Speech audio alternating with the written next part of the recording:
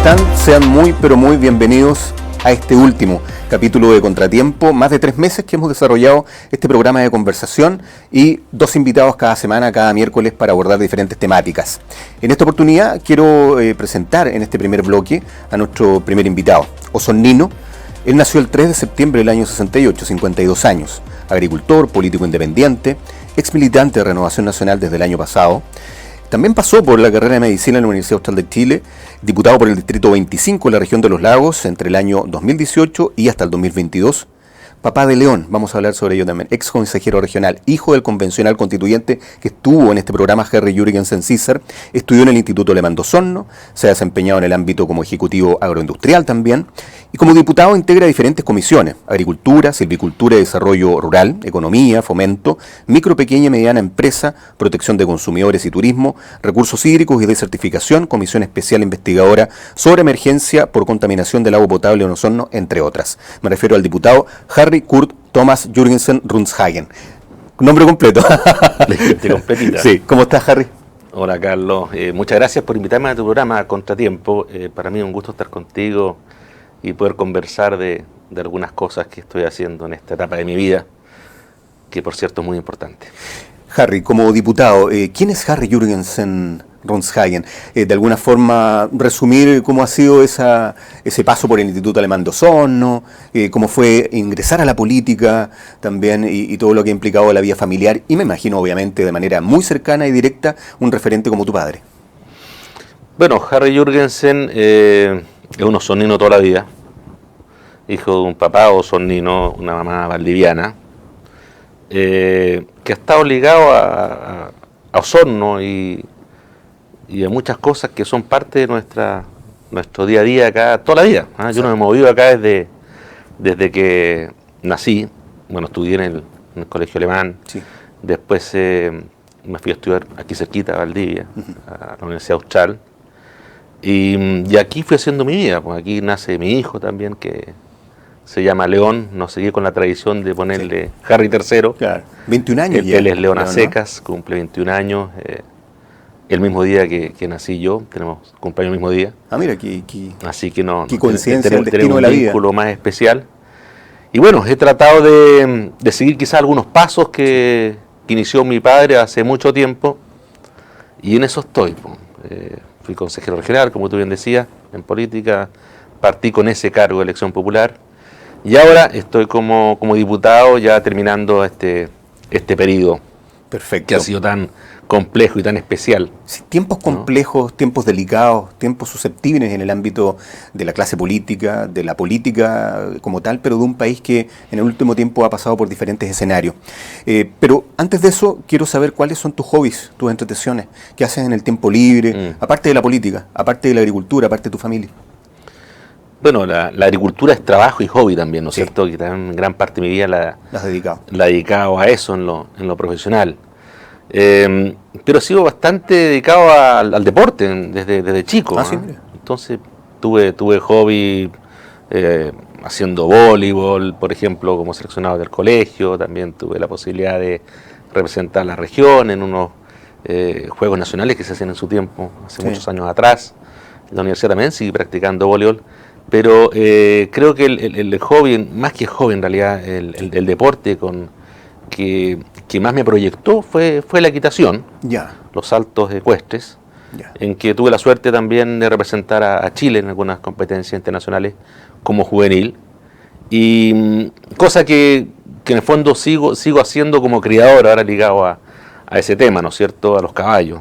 Entonces ahí pasa a ser un hobby que también es deporte, y también de cierta forma un negocio que también he desarrollado desde hace mucho tiempo atrás. Harry, criando caballos, me refiero. Exacto. ¿Cómo, por qué y cuándo ingresas a la política? Una familia como la mía, con mi padre metido en política hace muchos años, se conversa de política prácticamente a diario, ¿no? Exacto. En la tranquilidad del hogar. Donde escuchaste política desde niño. Entonces, claro, estuve participando en reuniones políticas desde muy chico, acompañando a mi papá. Claro. Me hice militante el mismo año que se fundó Renovación Nacional, de esos que fueron a firmar a la notaría para ser partido en el fondo. Exacto. Me consideraba militante fundador. Y posteriormente participando en campañas políticas, pues no solo la de mi papá, sino también otras, y con éxitos, también con algunos fracasos, y hasta el tiempo que se decide que yo ingrese también a algún cargo de elección popular. Como candidato participé en una elección de diputados que no resultó, y posteriormente una elección a Core, en que sí resulta mi campaña, y salgo electo con primera mayoría por la provincia de Osorno, cargo que tuve no hasta el final del periodo, porque tuve que renunciar un año antes para poder optar a ser candidato a diputado. Perfecto. Cargo al que postulé hace ya 4 años y resulté electo, y en esa pega estamos hasta el día de hoy. O sea, hay una trayectoria detrás, ¿no es cierto?, que parte por lo de mi padre, y en el fondo desde toda la vida se ha hablado en política y se ha tratado de entender la política, por supuesto, de la mejor forma posible, ¿no? Claro. Harry, ¿cómo ves si nos proyectamos, si vamos al futuro, si vamos al próximo año, no muy lejano, ya el 2022, en la política nacional estamos pasando por un escenario de candidaturas presidenciales? Y eso implica que Sebastián Sichel ya es el candidato de Chile Vamos, Gabriel Boric también por la lista del pueblo, el apruebo, digamos, o lo que significó de alguna u otra forma ese sector. Y ahora otro sector que está también entre Paula Narváez, Carlos Maldonado y Yasna Proboste. ¿Crees que el futuro es incierto en ese sentido y nos da una inestabilidad, un riesgo asociado a lo económico, a lo político en nuestro país, en que podemos decir que el país no tiene bases, cimientos claros para lo que nos viene en el futuro? ¿O estamos en una claridad desde tu punto de vista de cómo viene esa elección presidencial? Yo pienso que sin duda estamos en un escenario complejo, Sí. A raíz de lo que pasó el 18 de octubre del 2019, ¿no es cierto? Esta pandemia también que ha azotado a todo el mundo. Absolutamente. Que probablemente cambie las prioridades de qué tenemos que hacer aquí para adelante como política pública. Lamentablemente también nacen oportunismos en política que... Y populismo. Por supuesto, y populismo por sobre todas las cosas, que quieren sacar ese provecho para poder proyectar una opción política viendo toda la rabia que puede haber o la desesperanza que hay en los compatriotas, en que ven todo negro, ¿no? Claro. Entonces es fácil vender la pomada, por decirlo de alguna forma, Sí. y caer en el populismo, que se compra muy fácil. Ese es el gran riesgo, que pensemos en una candidatura nueva, que se ve como jovial, en fin, que va a ser la solución para todo, ¿no? Y yo creo que ahí hay un riesgo, pero espero que, me refiero a la candidatura de Boric, ¿no es cierto? Sí. Que él tiene la solución para todo, y yo pienso que no es tan fácil solucionar todo desde su perspectiva, ¿no? En que valida violencia, valida esa herramienta para instalar temas a discutir en nuestro país. Hace un pocos días atrás vimos que él fue a visitar a los detenidos en la cárcel en Santiago, sí. Y bueno, y tuvo una respuesta también bastante... Y fue víctima también de los mismos él mismo presos, fue víctima de violencia, digamos. Entonces, ese show yo creo que no está a la altura de lo que se espera para una máxima autoridad. Entonces ahí uno empieza a dudar, ¿no es cierto? ¿Qué pasa si un gobierno está en esas manos? Yo espero que el día de elecciones no pase eso y empiece a primar lo que son las fuerzas políticas democráticas por tradición en nuestro país, ¿no es cierto? Una democracia cristiana, en fin, en la imagen de Proboste podría ser la opción para la izquierda más inteligente. Sí. Y bueno, por el lado nuestro el tema, sí. Hay dos candidaturas, sí. Yo estoy claramente por una que es la de José Antonio Cast, y por otro lado está Sebastián Sichel. Sí. Yo lo mencioné Cast y también él es parte del Partido Republicano como tal y el líder y también candidato presidencial. Pero pienso que hay que respetar las instituciones que están funcionando en nuestro país y que tienen cierta tradición republicana, ¿no es cierto? Que no podemos pasar por alto. Creo que nuestro Congreso tiene que ser factor determinante en lo que sea el desarrollo de nuevas políticas públicas de aquí para adelante, y esperemos que se elijan también los idóneos para poder llevar adelante aquello. Sí. Viste, se vio mucha expectativa con respecto a elección de constituyentes y que esa institucionalidad iba a resolver prácticamente todos los problemas, desvirtuando todo el trabajo que se hace en el Congreso, que yo entiendo que tiene desprestigio, ¿eh? Y eso porque las cosas no se han hecho bien, pero es una institución que funciona. Entonces ahora mucha gente se pregunta, ¿habrá sido una buena idea o habrá sido bueno para el país haber optado para hacer reformas constitucionales o enfrentar una nueva constitución a partir de esta nueva instancia, o quizá era mejor haber votado rechazo y haber hecho las reformas de forma más rápida a la Constitución desde el Congreso, como se viene haciendo hace mucho tiempo atrás? Y la Constitución que firmó Lagos ya es una nueva Constitución, que tiene muy poco de la Constitución que aquí en el fondo se quiere echar por tierra, o se le vende al mundo, a todos los chilenos, que esa Constitución está vigente. Y no es así. La Constitución tiene muchas reformas, además, desde la del agua hasta ahora. En este programa lo hemos abordado, el tema de la Constitución política de la República de Chile, que mucho se dijo que era de manera también como caricatura. La Constitución del general Pinochet ha tenido diferentes modificaciones a lo largo del tiempo, por lo tanto no es la inicial, por llamarlo de una manera, ha tenido muchas modificaciones, por un lado, pero también por otro lado también vemos, por dar un ejemplo, cuando hablamos de Congreso, tú eres miembro de la Cámara Baja, tú eres diputado de la República, vemos a una lista del pueblo ahora, que días atrás estaba una noticia ya saliendo por televisión, canales de televisión nacional, donde ellos están haciendo una especie de casting, de llamado a ser parte de congresistas de ese sector determinado, donde una de las características o requisitos es posible que la persona haya sido detenida por delitos cometidos después del estallido social o vinculados al estallido social. Vale decir, ellos están validando eso de alguna forma. Claro, entonces, y con la claridad de que no pueden ganar más que un convencional constituyente cuyo sueldo es cerca de los 2,5 millones de pesos, estoy aproximando, si van a ser parte de la Cámara de Diputados, y donde el resto de la remuneración o de los dineros obtenidos por ese sueldo, en el futuro, si llegaran a obtener ese cargo, debe ser donado a los fines de la lista del pueblo. ¿Qué te parece un llamado de esa manera? De partida parte mal lo que te dije recién, porque están validando la violencia para poder hacer cambios en este país.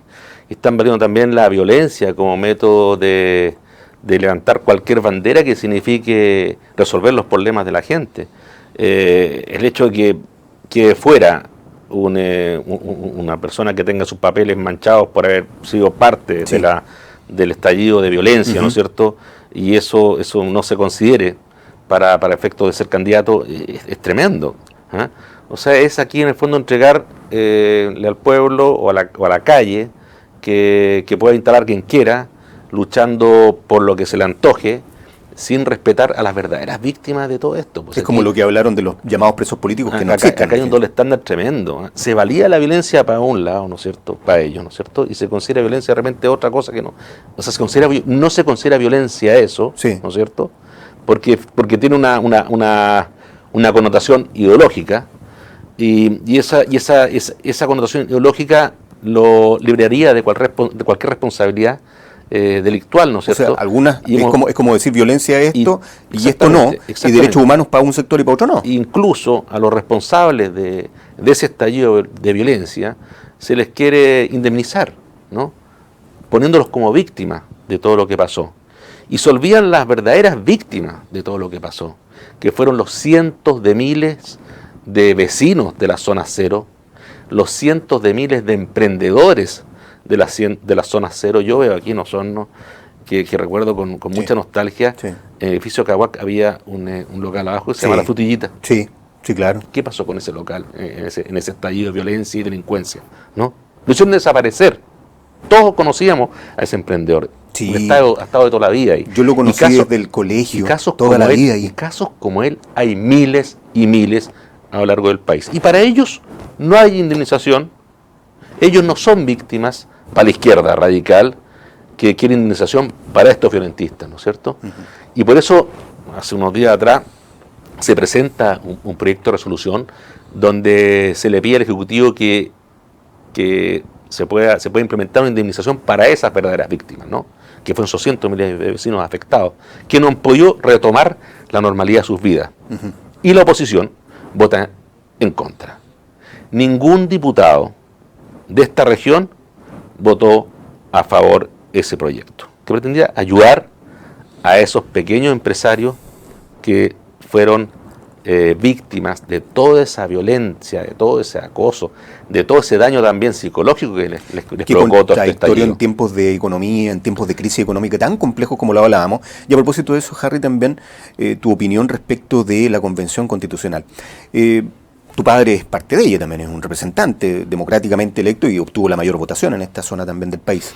Y como tal, esta convención constituyente, esta asamblea, que fue parte de también lo que se llamó en algún momento el apruebo, que obtuvo la mayor votación, su día 1, por llamarlo de alguna manera, su día 1 fue extraño, porque vimos manifestaciones fuera, en el exterior.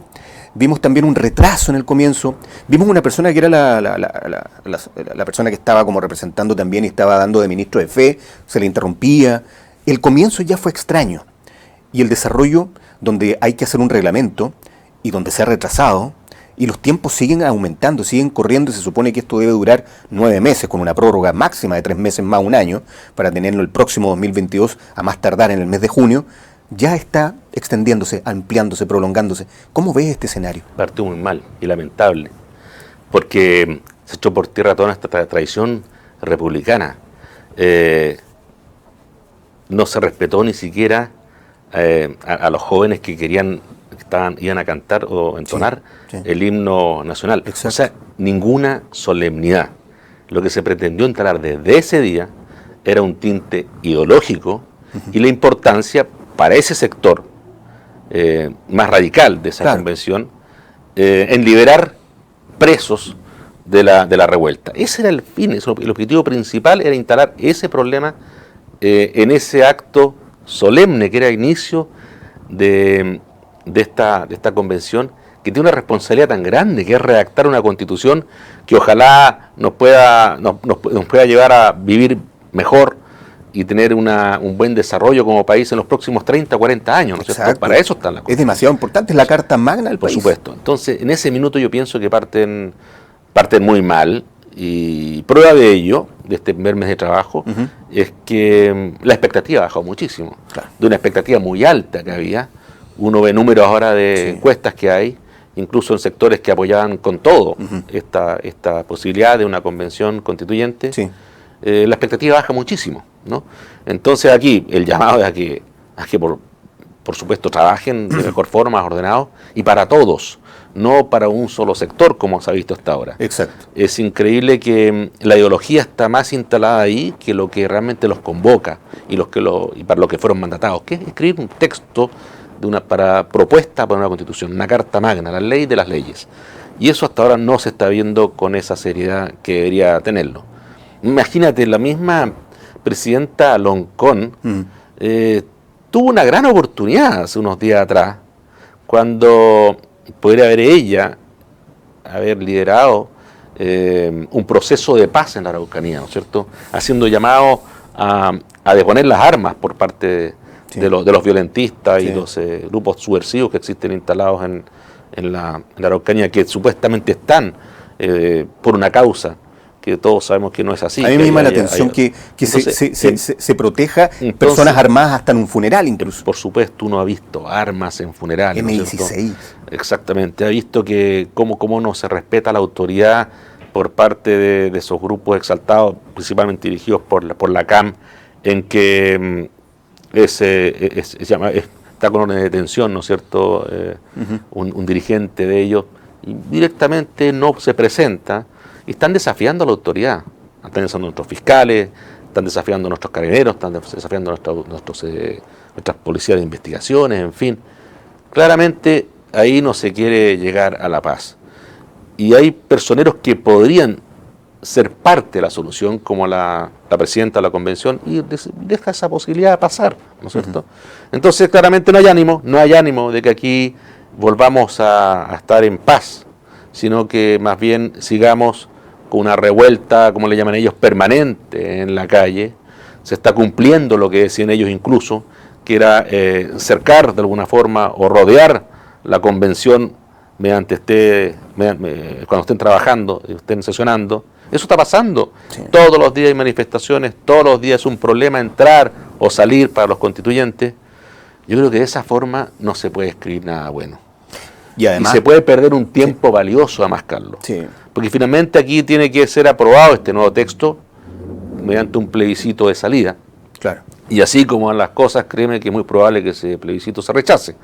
Y eso significa un año perdido para poder haber hecho reformas que se pueden haber discutido en el Congreso. Y además me parece irónico, por llamarlo de alguna manera, también fuera de lo común, que en el camino se esté viendo la preocupación de algunos constituyentes y de un sector determinado por los almuerzos, por los asesores y por otras cosas que en definitiva pareciera ser son los detalles y son los beneficios y los privilegios que no esperamos ver de los políticos. Hay mucho ahí, ellos mismos, muchos de ellos que están ahora pidiendo ciertos privilegios, hablan de una clase privilegiada, ¿no es cierto? Sí, claro. Y están preocupados de esas cosas que tú dices, de mejores condiciones para almorzar, mejores condiciones para poder trabajar, que las tienen, por cierto. O sea, el espacio Pereira quedó perfecto, quedó extraordinario. Y las condiciones que puedan mejorarse para trabajar mejor, obviamente tienen que darse en el tiempo y no pueden estar al 100% inmediatamente. Y creo que hay más privilegios aún que todavía no se saben con respecto al manejo de ciertos recursos por parte de la mesa, sí, o la solicitud que hace la mesa a las Express para que se financien almuerzos para cierto grupo y no para todos. Al corto plazo, acuérdate lo que te digo, se van a inclinar ellos por tener más asignaciones para sus asesores y para todo lo que criticaban tanto del Congreso, cómo funciona. Van a ir por el mismo camino y nos vamos a sorprender muchísimo cuando sepan otras cosas más de algunos constituyentes que ya tienen privilegios, creo que con departamentos contratados en Santiago para ellos y para sus asistentes. Ese es un grupito que supuestamente criticaba siempre los privilegios de otros, están haciendo uso de ellos. Sí. De eso mismo en esta instancia. En la gestión del gobierno de Sebastián Piñera, el gobierno actual de Sebastián Piñera, y en pandemia, que ha sido bastante complejo, hemos visto se han activado diferentes mecanismos y bonos y beneficios para la ciudadanía. Bono clase media, préstamo solidario, ingreso familiar de emergencia, en algún momento fueron las cajas de alimentos también. Pasamos por el primero, segundo, tercero, y ahora estamos hablando de un cuarto retiro. ¿Qué te parece ese cuarto retiro de los fondos de la AFP? Yo no estaba a favor de ningún retiro, ya, porque yo no quiero ser cómplice de que se desfonden los ahorros previsionales de los chilenos. Cerca de 4 millones ya no tienen, 4 millones de chilenos ya no tienen un peso en la AFP. Así es. Es curioso que los colegas, ninguno habla de que es una buena política pública. Ninguno.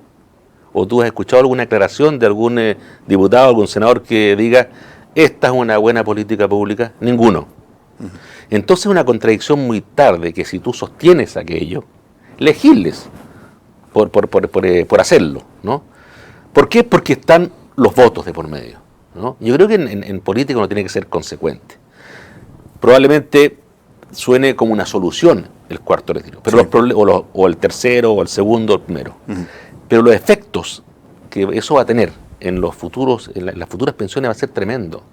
Y ya se está viendo con algunos parámetros que estamos conociendo, que significa el aumento de la tasa de interés, en fin, y lo que pueda pasar de aquí para adelante también está descrito. Y todos los economistas nos han señalado que el futuro de las pensiones, los fondos de pensiones, con este socavón que le hicimos, va a ser muy difícil de recuperar. Y ahora viene un cuarto retiro, sí, que va a ser uno de este año, porque puede venir un quinto también, probablemente en diciembre. ¿Y qué significa eso? Que van a quedar unos pocos con ahorros en sus cuentas, ¿no es cierto? Y que ya se ha hablado también por parte de algunos políticos, entre ellos una candidata presidencial, Yana Proboste, sí, de nacionalizar lo que quede de los fondos de pensiones. Nacionalizarlos para que pasen a ser estatal y de esa forma ser pilar para un futuro fondo de un sistema de reparto, ¿no es cierto?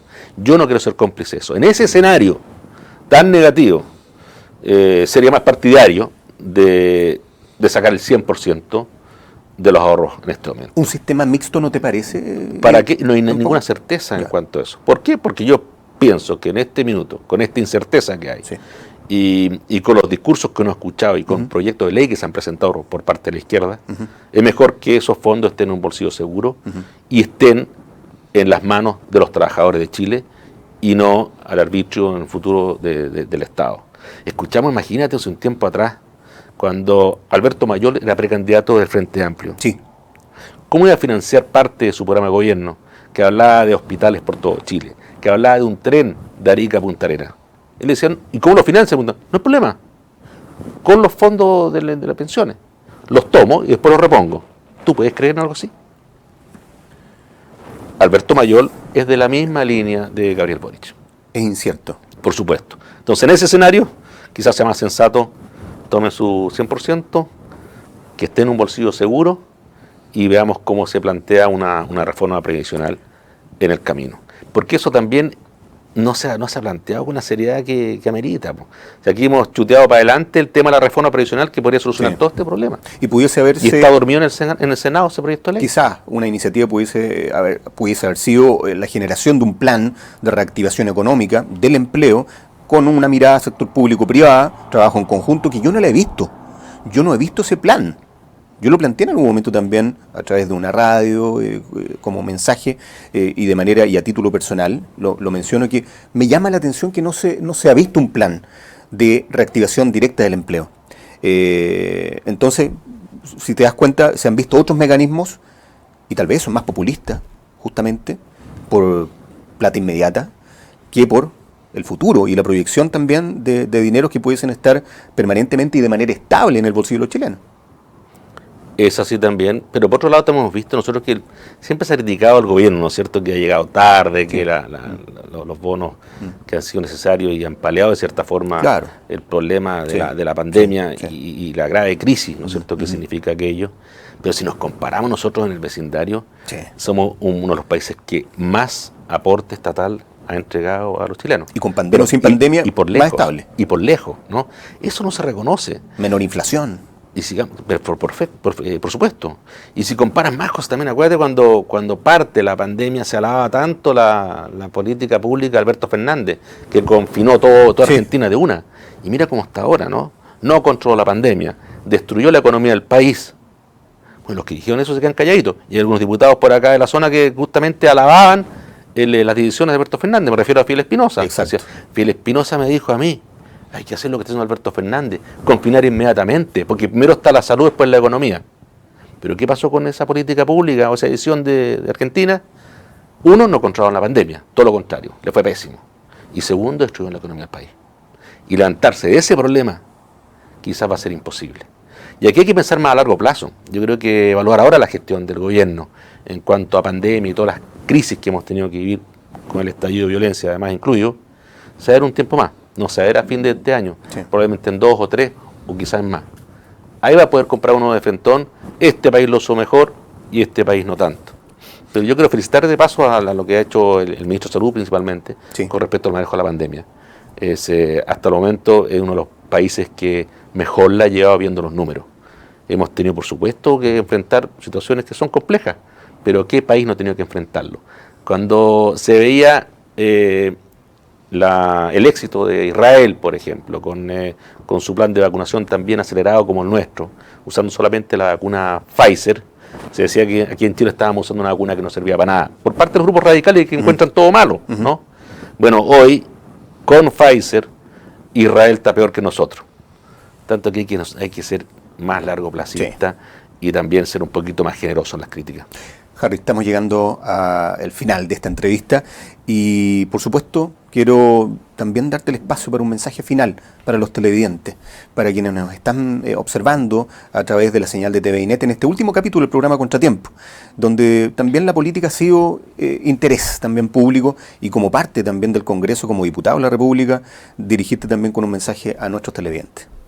Bueno, primero agradecerte el espacio, Carlos. Yo creo que es muy importante que nuestros vecinos, nuestros ciudadanos sepan lo que piensa cada parlamentario en este caso, porque yo soy diputado, y qué es lo que hace también.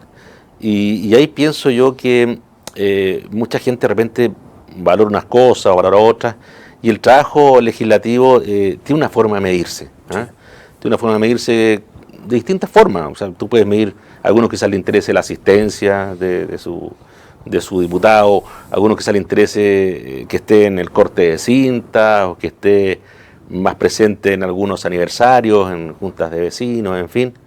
Pero yo creo que el único, y quizás tú puedes coincidir con eso conmigo, el único parámetro que realmente mide el trabajo legislativo es las mociones parlamentarias que finalmente fueron publicadas por cada uno de nosotros. Exacto. Y hechos concretos. Exacto, ese es el número duro. Iniciativas concretas. Esa es la cifra dura. Más que salir tanto en medios de comunicación. Efectivamente. Y tan mediático yo. Y en ese sentido yo me siento tremendamente orgulloso por ser el diputado de la región que más leyes tiene publicadas. Tengo 10 leyes publicadas a la fecha y espero que de aquí a fin de año sean 11 o 12. Tú te verías sorpreso que hay un diputado que no tiene ninguna o tiene una. Y quizás me voy a encontrar de aquí a final del periodo entre los 3 diputados más eficientes en ese trabajo parlamentario, que es realmente lo que tiene que medir el trabajo de uno.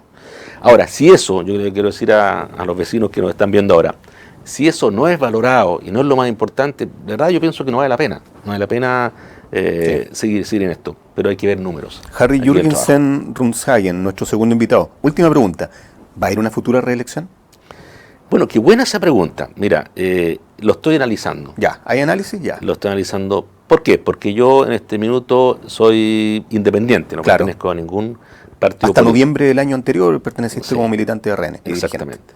Entonces, bueno, de partida tengo que ir, si es que voy como independiente, sin las firmas, que no las tengo, tengo que ir a un partido que tenga pacto. Y esa instancia tiene que darse y no depende solamente de mí.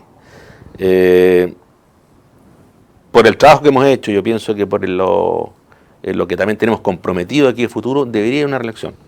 Pero eso se sabrá en los próximos días. Perfecto. Harry, yo quiero en esta oportunidad también, en el último capítulo del programa Contratiempo, comentarte de que yo participé como asesor de contenidos y editor de un libro que se llama Organización Energética, de un autor que es Erwin Montesinos, 6º libro, si no me equivoco, de él. Te quiero obsequiar este libro. Muchas gracias. Está dedicado también en su primera página, como te comentaba, y él plantea también su idea de sistema político, económico, social y cultural para nuestro país, con una mirada desde su arista, de su perspectiva y su proyección también para el futuro de Chile. Te agradezco, Carlos. Lo voy a empezar a leer hoy día mismo. 1.000.000 de gracias. No, gracias a ti. Muchas gracias. El diputado, nuestro primer invitado en este último capítulo de Contratiempo, Harry Jürgensen Rundshagen. Siga con nosotros, hacemos un pequeño intermedio, una pausa, y ya continuamos con nuestra última invitada. Paola Carrasco va a estar con nosotros, quien fuese candidata a concejal de la comuna de Osorno, hablando sobre diferentes temáticas. Siga aquí en Contratiempo.